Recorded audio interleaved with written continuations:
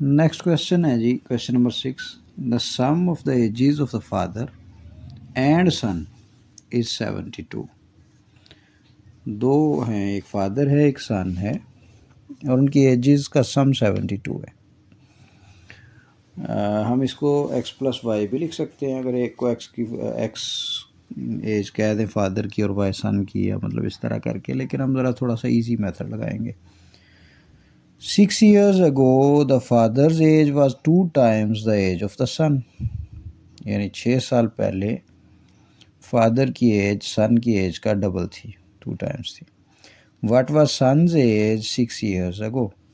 ये क्वेश्चन है, थोड़ा सा मुश्किल लग रहा है, लंबा है, इसलिए है बहुत आसान, सिर्फ इसके लेंथी होने की वजह से थोड़ा सा मुश्किल लग रहा है। ज़रा गौर से समझने की कोशिश करें। उन्होंने कहा कि sum of the age of father and son is 72। मतलब ये है कि इफ़ फादर्स एज 72 एक्स हो, फादर की एज हमने ले ली, सन की एज हमने नहीं ली, हमने अभी छोड़ दिया उसे, देन सन की एज क्या बनेगी? फादर की एज एक्स है, सन की एज क्या बनेगी? अब गौर करें ज़रा, दोनों की एज मिला के 72 थी, एक्स फादर की है, सन की क्या होगी? टोटल 72 थी दोनों की, उसमें से फादर की एज को माइनस कर दें तो सन की एज आ जाएगी। यानी अगर फादर की एज एक्स है तो सन की एज 72 माइनस एक्स, जो भी बनते हैं। यानी अगर ये 40 है तो यानी 30 है, फादर की एज 50 है तो उसको माइनस करेंगे, सन की 22 हो जाएगी। इस तरह करके जो भी उसका आंसर बनता है, फादर की एज एक्स है तो सन की एज माइनस करके 72 माइनस एक्स आ जाएगी। दोनों की एजेस आ गई। यहाँ तक हमने इसको कर लिया, ठीक है जी। आगे इसको दोबारा हमें देखने की ज़रूरत नहीं पड़ेगी, उम्मीद है, अगर पढ़ी तो हम देख लेंगे। नेक्स्ट उसने लिखा है 6 years ago, 6 साल पहले।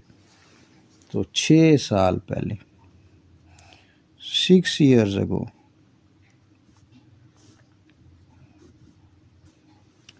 6 साल पीछे चले जाएं जी।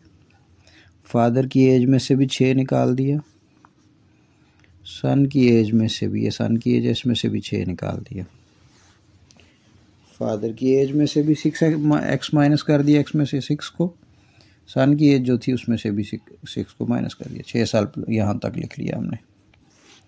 आगे क्या है? फादर्स एज वाज, ये फादर की एज है, ज़रा गौर करें, 2 टाइम्स द एज ऑफ सन, यानी सन की जो एज है, ये सन की एज है, इसका अगर हम 2 टाइम्स कर लें तो वो इक्वल हो जाता है फादर की एज के। समझे स्टेटमेंट को? यानी देखें, एक्स फादर की एज 72 माइनस एक्स सन की एज, कहा कि 6 ईयर गो, एक्स और 72 माइनस एक्स दोनों को लिखा, 6 उनमें से माइनस कर लिया।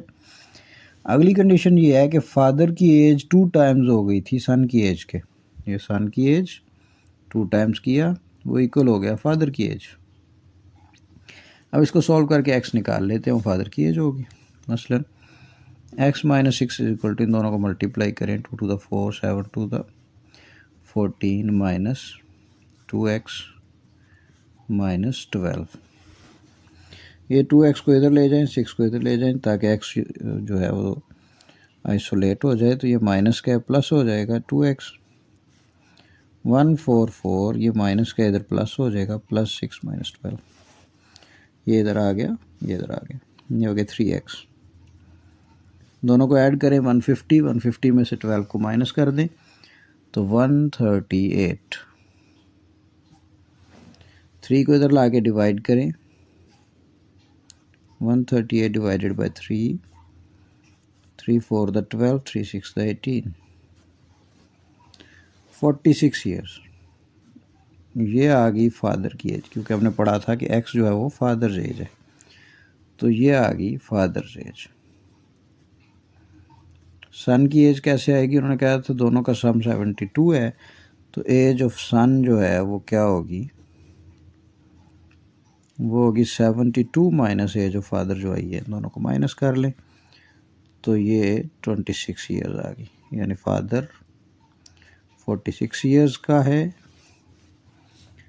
इस वक्त और सन 26 ईयर्स का।